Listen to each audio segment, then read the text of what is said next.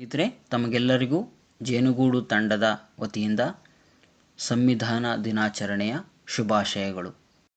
ಸ್ನೇಹಿತರೆ, ಭಾರತ ಸಂವಿಧಾನ ರಚನಾ ಪ್ರಕ್ರಿಯೆಗೆ ಭಾರತ ಸ್ವಾತಂತ್ರ್ಯ ಕಾಯ್ದೆ 1947 ಅತ್ಯಂತ ಪ್ರಮುಖ ಪಾತ್ರ ವಹಿಸಿದೆ. ಇಂತಹ ಕಾಯ್ದೆಯ ಜಾರಿಯಲ್ಲಿ ಬ್ರಿಟನ್ನಿನ ಕಾರ್ಮಿಕ ಪಕ್ಷದ ರಾಜಕೀಯ ಇಚ್ಛಾಶಕ್ತಿ ಮಹತ್ವಯುತವಾದದ್ದು ಹಾಗೂ ಭಾರತೀಯರು ನಡೆಸಿದಂತಹ ಸ್ವಾತಂತ್ರ್ಯ ಹೋರಾಟಕ್ಕೆ ಸಂದ ಗೌರವವೂ ಆಗಿದೆ.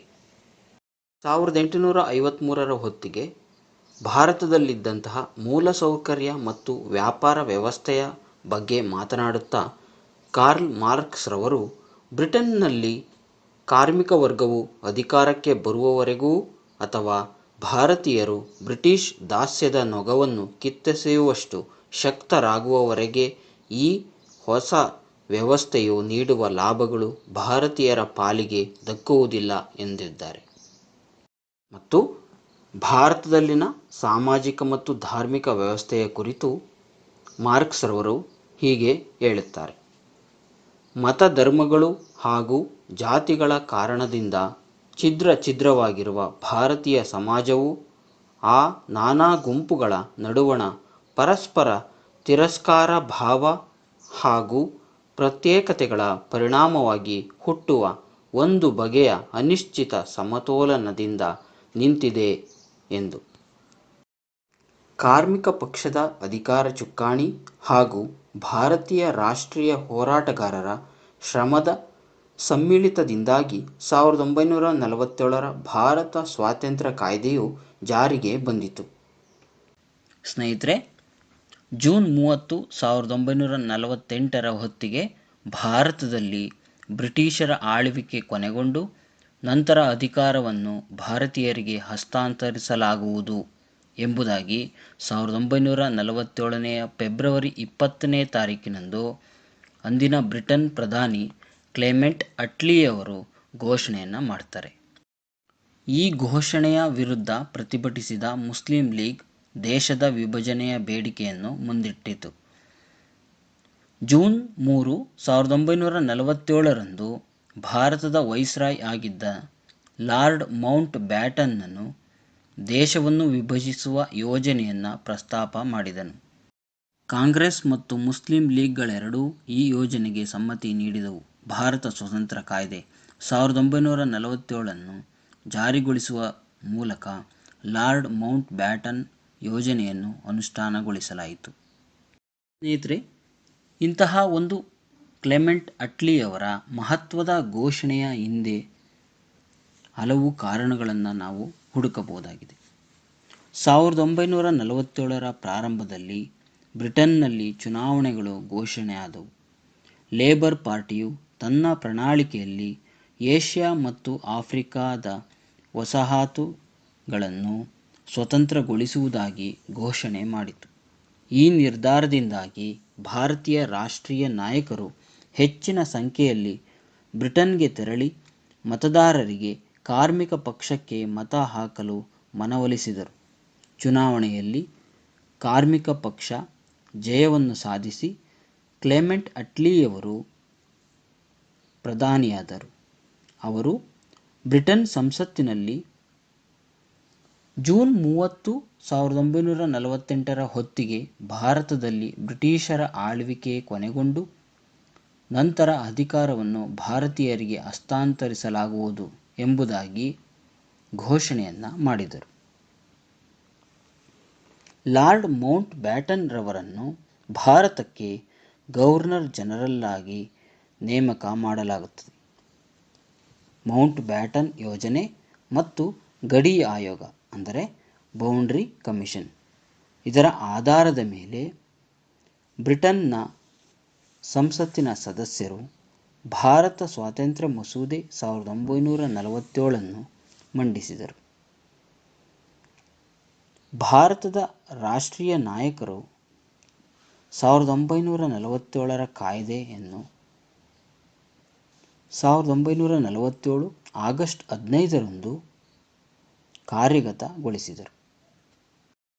ಭಾರತ ಸ್ವಾತಂತ್ರ್ಯ ಕಾಯ್ದೆಯ ಪ್ರಮುಖ ಲಕ್ಷಣಗಳನ್ನು ನೋಡ್ತಾ ಹೋದರೆ ಭಾರತದಲ್ಲಿ ಬ್ರಿಟಿಷ್ ಆಡಳಿತವನ್ನು ಕೊನೆಗಾಣಿಸಲಾಯಿತು ಮತ್ತು 1947 ಆಗಸ್ಟ್ 15ರಿಂದ ಭಾರತ ಒಂದು ಸ್ವತಂತ್ರ ಸಾರ್ವಭೌಮ ರಾಷ್ಟ್ರವೆಂದು ಘೋಷಿಸಲಾಯಿತು. ಭಾರತವನ್ನು ವಿಭಜಿಸಿ ಭಾರತ ಮತ್ತು ಪಾಕಿಸ್ತಾನ ಎಂಬೆರಡು ಸ್ವತಂತ್ರ ಡೊಮಿನಿಯನ್ಗಳನ್ನು ರಚಿಸಲು ಅವಕಾಶ ನೀಡಲಾಯಿತು. ಈ ಎರಡೂ ರಾಜ್ಯಗಳಿಗೆ ಬ್ರಿಟನ್ ಕಾಮನ್ವೆಲ್ತ್ನಿಂದ ಹೊರನಡೆಯುವ ಹಕ್ಕನ್ನೂ ಸಹ ನೀಡಲಾಯಿತು. ವೈಸ್ರಾಯ್ರವರ ಹುದ್ದೆಯನ್ನು ರದ್ದುಪಡಿಸಲಾಯಿತು. ಅಲ್ಲದೆ ಪ್ರತಿ ಡೊಮಿನಿಯನ್ಗೆ ಒಬ್ಬ ಗವರ್ನರ್ ಜನರಲ್ನನ್ನು ಹೊಂದಲು ಅವಕಾಶ ನೀಡಲಾಯಿತು. ಡೊಮಿನಿಯನ್ ಕ್ಯಾಬಿನೆಟ್ ಸಲಹೆಯ ಮೇರೆಗೆ ಬ್ರಿಟಿಷ್ ಚಕ್ರವರ್ತಿಯು ಗವರ್ನರ್ ಜನರಲ್ನನ್ನು ನೇಮಕ ಮಾಡಬೇಕು ಎಂದು ಈ ಕಾಯ್ದೆಯು ಸ್ಪಷ್ಟಪಡಿಸುತ್ತದೆ. ಯಾವುದೇ ಸಂವಿಧಾನವನ್ನು ರಚಿಸಿಕೊಳ್ಳುವ ಮತ್ತು ಅಳವಡಿಸಿಕೊಳ್ಳುವ ಅಧಿಕಾರವನ್ನು ಎರಡು ಡೊಮಿನಿಯನ್ಗಳ ಸಂವಿಧಾನ ರಚನಾ ಸಭೆಗಳಿಗೆ ನೀಡಲಾಗುತ್ತದೆ. ಅಲ್ಲದೆ ಭಾರತ ಸ್ವತಂತ್ರ ಕಾಯ್ದೆ 1947 ಒಳಗೊಂಡಂತೆ ಬ್ರಿಟಿಷ್ ಸಂಸತ್ತಿನಿಂದ ರೂಪಿಸಲ್ಪಟ್ಟಂತಹ ಯಾವುದೇ ಕಾಯ್ದೆಯನ್ನು ರದ್ದುಪಡಿಸುವ ಅಧಿಕಾರವನ್ನು ಎರಡೂ ಡೊಮಿನಿಯನ್ಗಳಿಗೆ ನೀಡಲಾಗುತ್ತದೆ. ಹೊಸ ಸಂವಿಧಾನ ಜಾರಿಗೆ ಬರುವವರೆಗೂ ತಮ್ಮ ಭೂಪ್ರದೇಶಗಳಿಗೆ ಅಗತ್ಯವಾದಂತಹ ಶಾಸನಗಳನ್ನು ರಚಿಸುವಂತಹ ಅಧಿಕಾರವನ್ನು ಎರಡೂ ಡೊಮಿನಿಯನ್ಗಳ ಸಂವಿಧಾನ ರಚನಾ ಸಮಿತಿಗಳಿಗೆ ನೀಡಲಾಗುತ್ತದೆ. ಭಾರತ ಕಾರ್ಯದರ್ಶಿ ಹುದ್ದೆಯನ್ನು ರದ್ದುಪಡಿಸಿ ಮತ್ತು ಅವರ ಅಧಿಕಾರಗಳನ್ನು ಕಾಮನ್ವೆಲ್ತ್ ವಿದ್ಯಮಾನಗಳ ರಾಜ್ಯ ಕಾರ್ಯದರ್ಶಿಯವರಿಗೆ ವರ್ಗಾವಣೆ ಮಾಡಲಾಗುತ್ತದೆ. 1947 ಆಗಸ್ಟ್ 15ರಿಂದ ಭಾರತ ದೇಶೀಯ ಸಂಸ್ಥಾನಗಳ ಮೇಲಿನ ಬ್ರಿಟಿಷ್ ಸಾರ್ವಭೌಮತ್ವಕ್ಕೆ ಮಂಗಳವನ್ನು ಆಡಲಾಗುತ್ತದೆ. ಭಾರತ ದೇಶೀಯ ಸಂಸ್ಥಾನಗಳಿಗೆ ಭಾರತದ ಡೊಮಿನಿಯನ್ ಅಥವಾ ಪಾಕಿಸ್ತಾನದ ಡೊಮಿನಿಯನ್ ಅನ್ನು ಸೇರುವ ಅಥವಾ ಎರಡಕ್ಕೂ ಸೇರದೆ ಸ್ವತಂತ್ರವಾಗಿ ಉಳಿಯುವ ಸ್ವಾತಂತ್ರ್ಯವನ್ನು ನೀಡಲಾಗುತ್ತದೆ. ಹೊಸ ಸಂವಿಧಾನ ರಚನೆಯಾಗುವವರೆಗೆ ಎರಡೂ ಡೊಮಿನಿಯನ್ ಮತ್ತು ಪ್ರಾಂತ್ಯಗಳ ಆಡಳಿತವನ್ನು ಭಾರತ ಸರ್ಕಾರ ಕಾಯ್ದೆ 1935ರ ಅನ್ವಯ ನಡೆಸಲು ಅವಕಾಶ ನೀಡಲಾಯಿತು. ಈ ಕಾಯ್ದೆಯನ್ನು ಮಾರ್ಪಾಟು ಮಾಡುವ ಅಧಿಕಾರವನ್ನು ಡೊಮಿನಿಯನ್ಗಳಿಗೆ ನೀಡಲಾಯಿತು. ಮಸೂದೆಗಳ ಮೇಲೆ ವೀಟೋ ಚಲಾಯಿಸುವ ಅಧಿಕಾರವನ್ನು ಅಥವಾ ಕೆಲವು ಮಸೂದೆಗಳನ್ನು ತನ್ನ ಅನುಮೋದನೆಗಾಗಿ ಕಾಯ್ದಿರಿಸುವಂತೆ ಆದೇಶಿಸುವ ಅಧಿಕಾರವನ್ನು ಬ್ರಿಟಿಷ್ ಚಕ್ರವರ್ತಿಯಿಂದ ಹಿಂದಕ್ಕೆ ಪಡೆದುಕೊಳ್ಳಲಾಯಿತು. ಈ ಅಧಿಕಾರವನ್ನು ಗವರ್ನರ್ ಜನರಲ್ನಿಗೆ ನೀಡಲಾಯಿತು. ಚಕ್ರವರ್ತಿಯ ಹೆಸರಿನಲ್ಲಿ ಯಾವುದೇ ಮಸೂದೆಗೆ ಅನುಮೋದನೆ ನೀಡುವ ಅಧಿಕಾರವನ್ನು ಗವರ್ನರ್ ಜನರಲ್ನಿಗೆ ನೀಡಲಾಯಿತು. ಭಾರತದ ಗವರ್ನರ್ ಜನರಲ್ ಮತ್ತು ಪ್ರಾಂತೀಯ ಗವರ್ನರ್ಗಳನ್ನು ರಾಜ್ಯಗಳ ಸಂವಿಧಾನಾತ್ಮಕ ಅಂದರೆ ನಾಮಮಾತ್ರ ಮುಖ್ಯಸ್ಥರನ್ನಾಗಿ ನಿಯೋಜಿಸಲಾಯಿತು. ಎಲ್ಲ ವಿಷಯಗಳಲ್ಲಿಯೂ ಸಂಬಂಧಪಟ್ಟಂತಹ ಮಂತ್ರಿಮಂಡಲದ ಸಲಹೆಯ ಮೇರೆಗೆ ಗವರ್ನರ್ ಜನರಲ್ ಮತ್ತು ಪ್ರಾಂತೀಯ ಗವರ್ನರ್ಗಳು ಕಾರ್ಯನಿರ್ವಹಿಸುವಂತೆ ಮಾಡಲಾಯಿತು. ಭಾರತೀಯ ಕಾರ್ಯದರ್ಶಿಯಿಂದ ನಾಗರಿಕ ಸೇವೆಗಳಿಗೆ ನಡೆಯುತ್ತಿದ್ದ ನೇಮಕಾತಿಯನ್ನು ಸ್ಥಗಿತಗೊಳಿಸಲಾಯಿತು. ಆಗಸ್ಟ್ 15, 1947ಕ್ಕಿಂತ ಮುಂಚಿತವಾಗಿ ನೇಮಕಗೊಂಡಂತಹ ಸಾರ್ವಜನಿಕ ಸೇವಾ ವರ್ಗದ ಸದಸ್ಯರಿಗೆ ತಮಗೆ ಸೇರಬೇಕಾದ ಎಲ್ಲ ಸವಲತ್ತುಗಳನ್ನು ಆಗಸ್ಟ್ 15, 1947ರವರೆಗೆ ಅನುಭವಿಸುವ ಅವಕಾಶವನ್ನು ನೀಡಲಾಯಿತು. 1948 ಆಗಸ್ಟ್ 14 ಅಥವಾ 15ರ ಮಧ್ಯರಾತ್ರಿಯಲ್ಲಿ ಬ್ರಿಟಿಷ್ ಆಡಳಿತ ಕೊನೆಗೊಂಡಿತು. ಭಾರತ ಮತ್ತು ಪಾಕಿಸ್ತಾನಗಳೆಂಬ ಎರಡು ಸ್ವತಂತ್ರ ಡೊಮಿನಿಯನ್ಗಳಿಗೆ ಅಧಿಕಾರ ಹಸ್ತಾಂತರವಾಯಿತು. ಲಾರ್ಡ್ ಮೌಂಟ್ ಬ್ಯಾಟನ್ ಹೊಸ ಡೊಮಿನಿಯನ್ ಆದಂತಹ ಭಾರತಕ್ಕೆ ಪ್ರಥಮ ಗವರ್ನರ್ ಜನರಲ್ ಆದನು. ಇವನು ಸ್ವತಂತ್ರ ಭಾರತದ ಪ್ರಥಮ ಪ್ರಧಾನಿ ಜವಾಹರಲಾಲ್ ನೆಹರೂರವರಿಗೆ ಪ್ರಮಾಣ ವಚನವನ್ನು ಬೋಧಿಸಿದನು. 1946ರಲ್ಲಿ ರಚಿಸಲ್ಪಟ್ಟ ಸಂವಿಧಾನ ರಚನಾ ಸಭೆಯು ಭಾರತೀಯ ಡೊಮಿನಿಯನ್ನ ಸಂಸತ್ತಾಗಿ ಕಾರ್ಯನಿರ್ವಹಿಸಲಾರಂಭಿಸಿತು.